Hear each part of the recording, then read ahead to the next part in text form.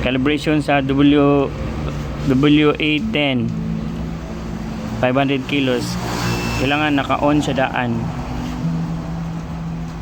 Pagaman hulatunan nyo na mag-zero siya.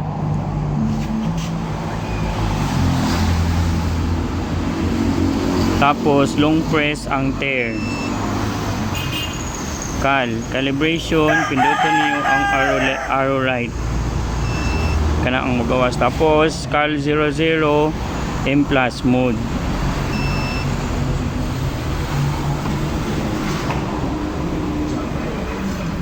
Cal mode. Dulaton ninyo na kumpilain yung test weight na ibutang. Mo po yung ibutang dira. Okay, sample lang na ako. Nagtimbang ko og 25 kilos. Tapos i-type po na ako dire 25 kilos. Karon kay type na ako dire 25 kilos.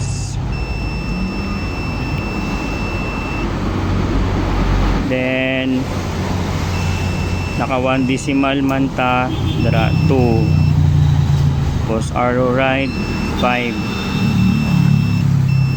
25 kilos, and then ibutang ninyo ang gitimbang ninyo na 25 kilos. Hello po sir. Tapos ibutang dire ang 25 kilos na gitimbang na mo sa pikas, ibutang na mo dire. And then pag mabutang ng 25 kilos, mode ninyo M+. Laton nyo na mag